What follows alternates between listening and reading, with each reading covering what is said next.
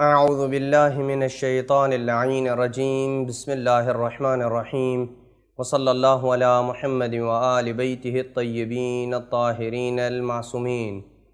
بارگاہ ملکوتی امیر المومنین سرزمین نجف اشرف صحن امام علی علیہ السلام سے ماہ ربیع الاول کی مناسبات میں سے چوتھی مناسبت جو 4 ربیع الاول کے ساتھ متعلق ہے، وہ پیغمبر اکرم صلی اللہ علیہ وآلہ وسلم کا غار ثور سے ہجرت کر کے مکہ سے مدینہ کی طرف جانا ہے۔ پیغمبر اکرم صلی اللہ علیہ وآلہ وسلم 3 دن تک غار ثور میں رہے تھے، کیونکہ 1 ربیع الاول کو پیغمبر اکرم صلی اللہ علیہ وآلہ وسلم نے اپنا گھر چھوڑا تھا۔ امیر المومنین بستر رسول خدا پہ سوئے تھے اور پیغمبر اکرم صلی اللہ علیہ وآلہ وسلم غار پہ تشریف لے کے آئے۔ 3 دن تک غار میں رہے۔ جب غار میں پیغمبر اکرم صلی اللہ علیہ وآلہ وسلم داخل ہوئے تو قریش پیچھا کرتے ہوئے پیغمبر اکرم صلی اللہ علیہ وآلہ وسلم کا غار کے دروازے تک پہنچے، اور یہاں پہ کچھ معجزات رونما ہوئے ہیں۔ اللہ سبحانہ وتعالی نے مکڑی کو یہ حکم دیا کہ وہ وہاں پہ ایک جالا بن لے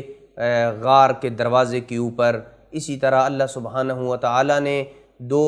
کبوتروں کو یہ حکم دیا کہ وہ غار کے دروازے کے اوپر انڈے دیں۔ پس جب قریش قریب ہوئے تو ان میں سے کسی ایک نے کہا کہ یہ جو مکڑی نے جالا بنا ہوا ہے اس غار کے دروازے کے اوپر، یہ تو پیغمبر اکرم صلی اللہ علیہ وآلہ وسلم کی میلاد اور ان کی ولادت سے پہلے کا ہے، میں نے یہ دیکھا ہوا ہے، اور یہ جو 2 کبوتر ہیں ان کو میں نے پہلے سے دیکھا ہوا ہے۔ رسول خدا صلی اللہ علیہ وآلہ وسلم نے اندر سے یہ جملہ ارشاد فرمایا، اللہم اعم ابصارہم، اے اللہ ان کو اندھا کر دے کہ یہ مجھے نہ دیکھ سکیں۔ یہ دروازے کے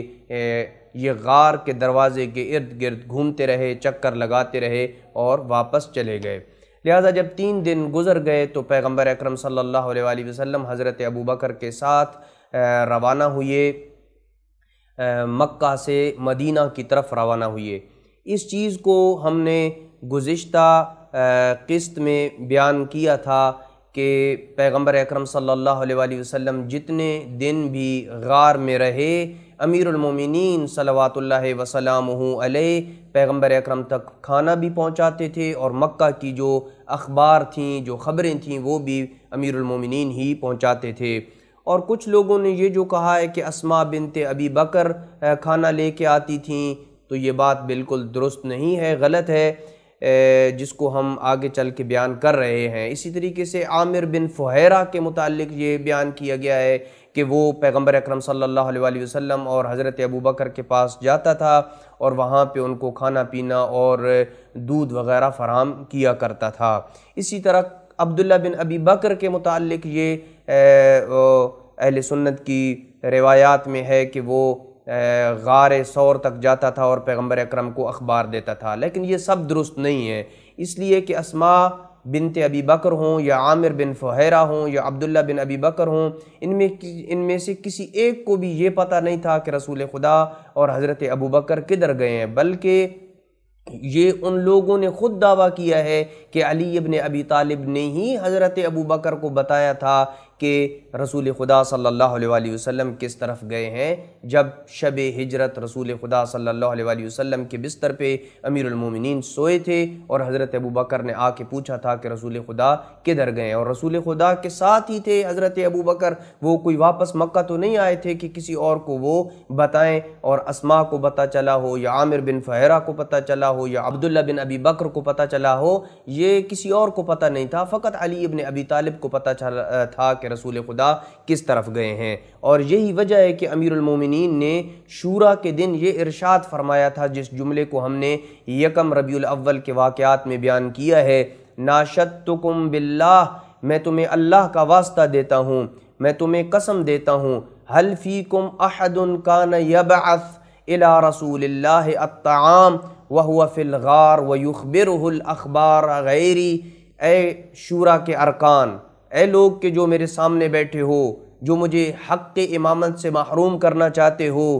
کیا تم میں کوئی ایسا ہے کہ جب رسول خدا صلی اللہ علیہ وآلہ وسلم غار میں تھے تو ان تک کوئی ایسا تھا کہ میرے علاوہ جو کھانا پہنچاتا ہو، میرے علاوہ کوئی ایسا ہے کہ جو پیغمبر اکرم صلی اللہ علیہ وآلہ وسلم کو مکہ کی اخبار بتاتا ہو؟ تو سب نے کہا قالوا لا، کہ آپ کے علاوہ کوئی اور نہیں تھا۔ پس رسول خدا صلی اللہ علیہ وآلہ وسلم کے کھانے پینے کا بندوبست امیر المومنین نے کیا، اور مکہ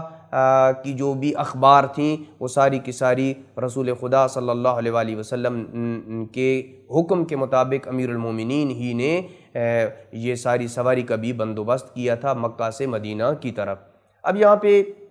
ایک سوال یہ پیدا ہوتا ہے کہ جب غار میں تھے حضرت ابوبکر اور رسول خدا صلی اللہ علیہ وآلہ وسلم، تو مورخین نے لکھا ہے کہ حضرت ابوبکر نے رسول خدا کو کہا کہ میں نے آپ کے لیے اور اپنے لیے 2 سواریوں کا اہتمام کیا ہے جس کے اوپر سوار ہو کے ہم یثرب یعنی مدینہ جائیں گے، لیکن رسول خدا صلی اللہ علیہ وآلہ وسلم نے یہ جواب دیا انی لا آخذہما ولا احدہما الا بالثمن، میں نہ 2 سواریاں لوں گا نہ 1 لوں گا، میں پیسے دوں گا، میں کسی چیز کو بھی آپ سے فری میں قبول نہیں کروں گا۔ فامر علی فاقبضہ الثمن، اور رسول خدا صلی اللہ علیہ وآلہ وسلم علی ابن ابی طالب کو حکم دیا کہ آپ نے میرے لیے سواریوں کا اہتمام کرنا ہے اور یہ لیں پیسے۔ امیر المومنین کو پیسے دیے اور آپ کو کہا کہ آپ نے سواریوں کا اہتمام کرنا ہے۔ آپ اس میں روایات مختلف ہیں کہ پیغمبر اکرم صلی اللہ علیہ وآلہ وسلم کے کہنے پہ امیر المومنین نے جو یہ سواریاں خریدیں، 2 یا 3 سواریاں خریدیں، یہ ابوبکر سے خریدیں یا کسی اور سے خریدیں۔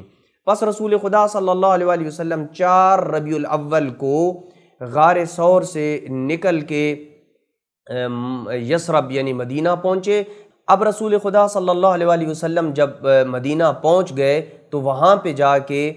حضرت ابوبکر نے پیغمبر اکرم کو کہا کہ مدینہ میں داخل ہو جاتے ہیں، لیکن رسول خدا صلی اللہ علیہ وآلہ وسلم نے انکار کیا کہ نہیں، میں اس وقت تک مدینہ میں داخل نہیں ہوں گا جب تک علی ابن ابی طالب نہیں آ جاتے، جب تک علی ابن ابی طالب نہیں آ جاتے، میری بیٹی فاطمہ الزہرا سلام اللہ علیہا نہیں آ جاتی، میں اس وقت تک مدینہ میں داخل نہیں ہوں گا۔ لہٰذا خط لکھا اور پیغمبر اکرم صلی اللہ علیہ وآلہ وسلم کے حکم پہ امیر المومنین فواطم کو لے کے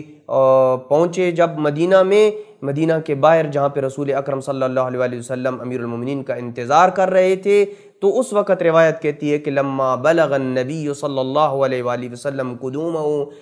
جب امیر المومنین کی آمد کی خبر رسول خدا تک پہنچی تو رسول خدا نے کہا کہ علی کو میرے پاس بلائیں، تو کسی نے کہا کہ رسول خدا علی ابن ابی طالب کے پاؤں پہ اتنے ورم ہیں، چھالے بن چکے ہیں کہ علی ابن ابی طالب چلنے پہ قادر نہیں ہیں۔ روایت کہتی ہے کہ خود پیغمبر اکرم صلی اللہ علیہ وآلہ وسلم چل کے آئے، فلما رآہ اعتنقہ، جب علی ابن ابی طالب کو دیکھا تو اب گلے لگایا، وَبَقَى رَحْمَةً لِمَا بِقَدَمَيْهِ مِنَ الْوَرَمْ وَكَانَتَا تَقْطُرَانِ دَمًا، پیغمبر اکرم کی آنکھیں برسیں علی ابن ابی طالب کے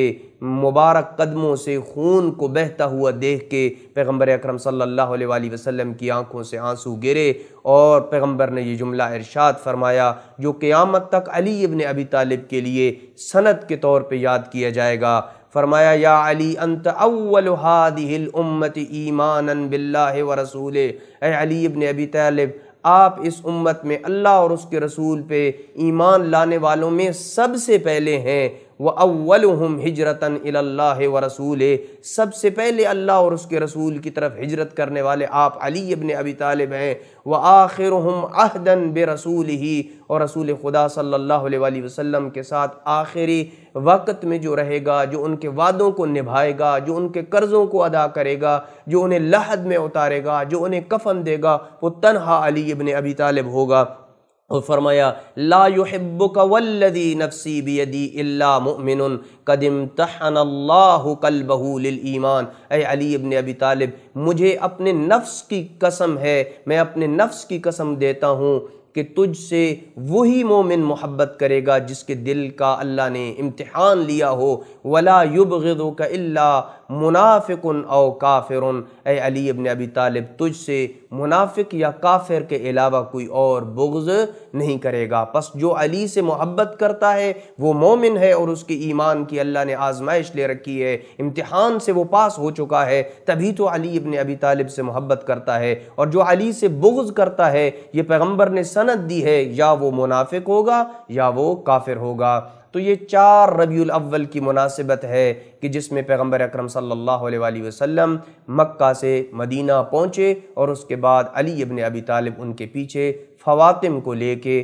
پیغمبر اکرم کے ساتھ ملے، اور پھر پیغمبر اپنے بھائی علی، اپنی بیٹی جناب سیدہ فاطمہ اور فاطمہ بنت زبیر، فاطمہ بنت اسد، مادر امیر المومنین، ان سب کو لے کے پیغمبر اکرم صلی اللہ علیہ وآلہ وسلم مدینہ میں وارد ہوئے۔ وصلی اللہ علی محمد وآل بیتہ الطیبین الطاہرین المعصومین۔